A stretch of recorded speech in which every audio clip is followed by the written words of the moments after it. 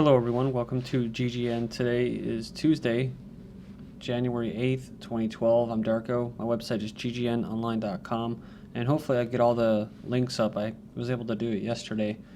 So I'm going to cover the economy in this video, and then the next video I'll probably get into some eugenics.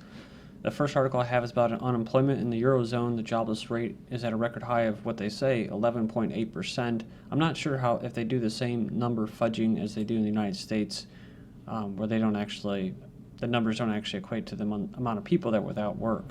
But it says here that the rate in November 2012, as the EU continues to grapple with worsening financial crisis, shows the rate actually going up. It says it reached 11.8%, up from 11.7% in October.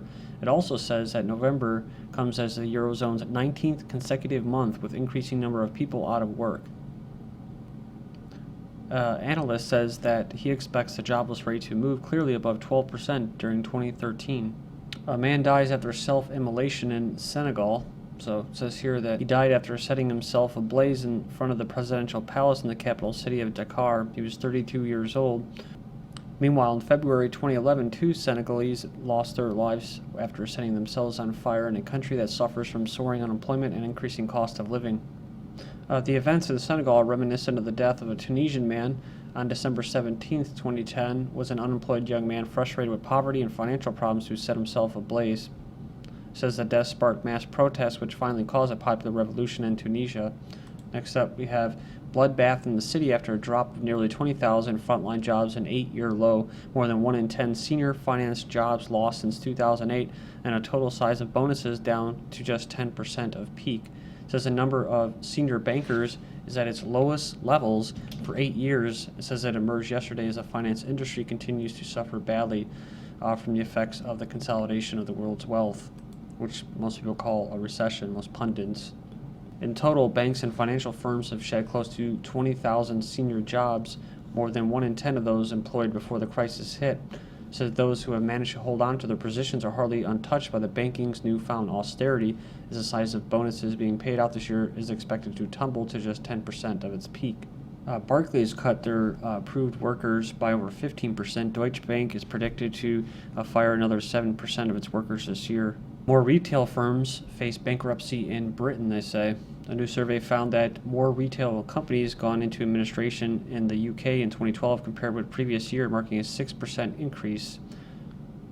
It says they predicted that the retail sector would face more distress situations next year because household budgets are getting more constrained and the sector is facing structural challenges.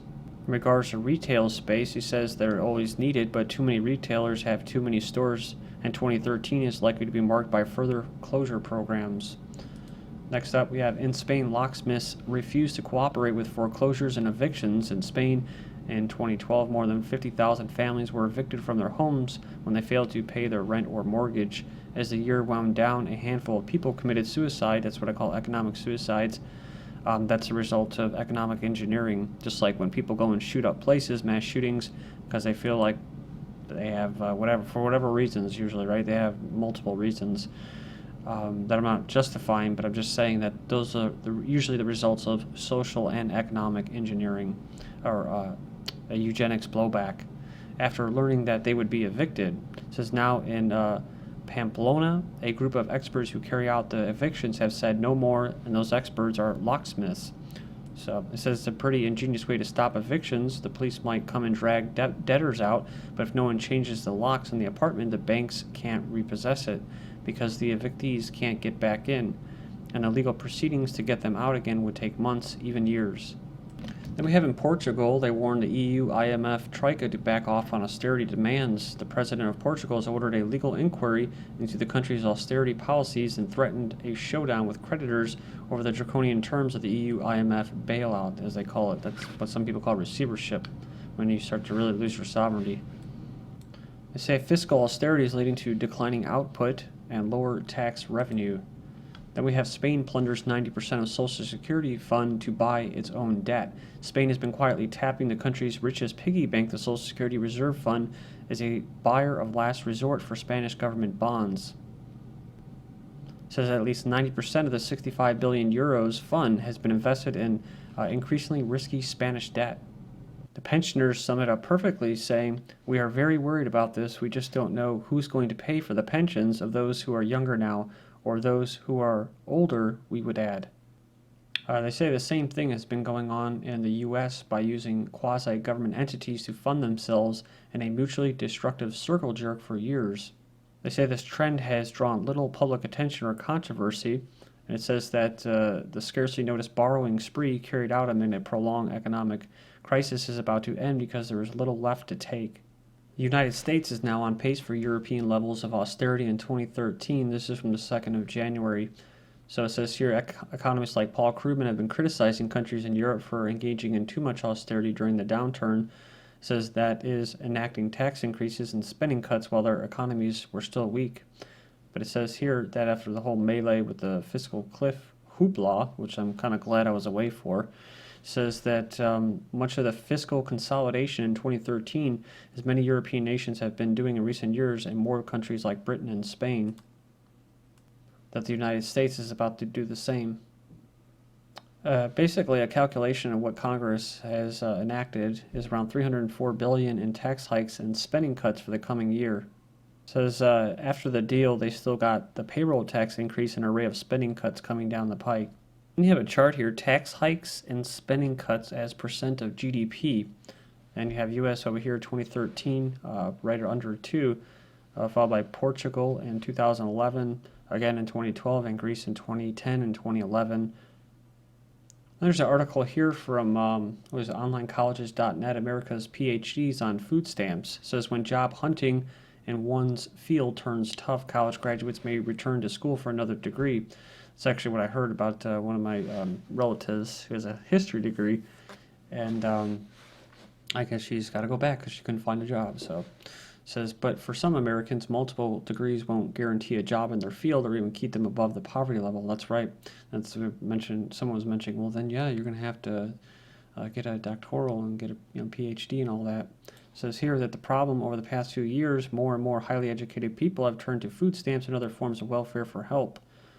So this is the number of master's degree holders and PhD recipients. The number of recipients or holders on food stamps and other forms of welfare tripled between 2007 to 2010. So a breakdown in the percentage rate where the graduates working says customer service representatives, basically I guess that's retail and stuff, 21%, waiters and waitresses at 13%, executive secretaries and assistants at 16%, followed by receptionists, information, and more administrative stuff. Janitors and cleaners at 5%. Then you have bartenders actually at 16%. Parking lot attendants at 13%. So these were the percent with at least a bachelor's degree, but more than 5,000 janitors have PhDs. Japan says they may or may not mint its quadrillion yen coins, but it will monetize European debt. So just when we thought America would be alone in crossing into the monetary twilight zone where so many Keynesian lunatics have gone before, and where trillion-dollar platinum coins fall from the sky right onto the heads of all of those who have not even the faintest understanding of money creation, here comes Japan. It says Japan to buy these bonds. Actually, they're called ESM bonds. They say that the E and the ESM stands for European, the S for stability, and not Japanese stability. Otherwise, it would be JSM. So it says, but yes, Japan will now proceed to stabilize itself by monetizing European debt, because the 1 quadrillion in debt was not enough, Japan's debt. And some of the things they're going to be spending on, of course, is their military budget. They're going to increase their military budget amid island dispute with China. So it goes on here, it says, in more than a decade, this new elected party has decided to raise the defense budget by more than 100 billion yen. We've decided that additional budgets will be used for research into new radar systems as well as fuel and other maintenance costs for early warning aircraft. And there's been just recent ships deployed and stuff by China and military deployed by Japan, stuff like that. So, but then we have, if Obama can just create $1 trillion coin, then why do we have to pay our taxes? It says if Obama can solve the debt crisis by printing up some $1 trillion coins, then why does the Federal Reserve or federal government need our money? I guess that is the federal government, right? The Federal Reserve. Says, as another debt ceiling showdown approaches, many in the liberal media are suggesting that if Congress does not raise the debt ceiling, that Obama should just have the U.S. Treasury create trillion-dollar platinum coins and use it to pay our bills. So Paul Krugman and the New York Times are supporting this idea. Says, they ask a question, but if the federal government has had the power to create trillion-dollar coins out of thin air, then why do we have to pay taxes? We're talking about Keynesian economics and stuff like that. It says if the federal government can just create money whenever it wants, then why does the federal government ever have to borrow it from others? Well, they kind of borrow it with the promise that you're, as a debt slave, are going to work it off. And of course, you don't have any real say in what they spend their money on. That's why it always goes into big pharma or big defense contractors, national laboratories and research and stuff like that, and other areas. But the big one, of course, is banking, finance, and that's why they have the money lenders, and like I've referred to them before, the Khazars, and that. That's why they, 1913. That's when you knew if you weren't already, if the United States wasn't already taken over by 1913, it was definitely taken over when they had the power to issue the money, and of course that was all you're going to pay them to be able to use that currency. It says most Americans don't even realize that the U.S. government never actually needed to borrow a single penny from anyone else. The Congress has the authority to create debt-free money whenever it wants to, and conceivably the entire federal government could be funded without ever borrowing a single dollar and without ever receiving a single dollar from any of us in Texas. So no income tax and no IRS. What a wonderful world that would be. And this is actually from the 21st of December last year. Tiny gold bars, latest rage for jittery investors. The private investors in Switzerland, Austria, and Germany are lining up to buy gold bars the size of a credit card that can easily be broken into 1-gram pieces and used as payment in an emergency. These are investors who are worried that inflation and financial market turmoil will wipe out the value of their cash, have poured money into gold over the past decade. And you also have countries like Venezuela who has called for their gold reserves. Also in Iraq, they've been stocking up on gold. Then you have in Greece, communities ditched the euro and used local currencies and bartering to beat the economic crisis.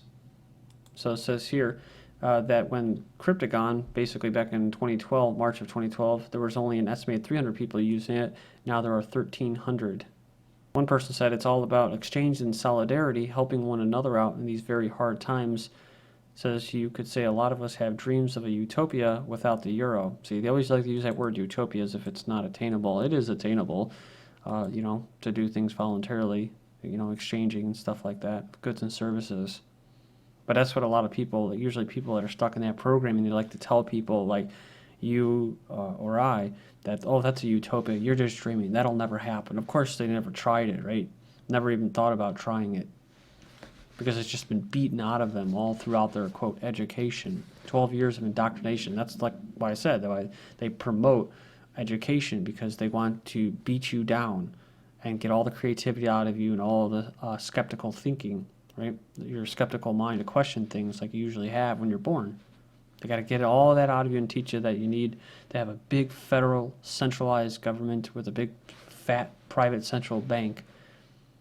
And the best way to be a patriotic American or whatever citizen, wherever you may be, whatever corporation or country you're living in or an employee of, is that you have to be a good debt slave. You have to be a good worker, a good consumer. You got to consume, and then you got to go and work. And that's part of the engineered society. So now we're starting to see some of the blowback of that, right? When people, kill themselves, economic suicides and stuff like that, when they can't consume anymore because they can't work. And of course, when the government spends too much and they can't pay it back, that's when things start to get kind of dicey. 65% of Americans believe that 2013 will be a year of economic difficulty. That was from a Gallup poll. 33% of Americans believe that 2013 will be a year of economic prosperity.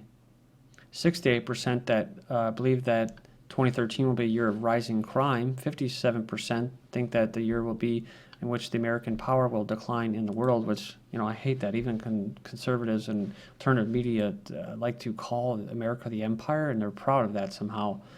82% of Americans believe that 2013 will be a year in which taxes in the United States will rise. And it says, why are so many people pessimistic as we enter 2013? Well, I'd be optimistic if we're doing things like voluntary exchange, right? Like in Greece and bartering, but we're not. We're being coerced and forced into this engineered society and economy. So I'm pessimistic about that. Thank you.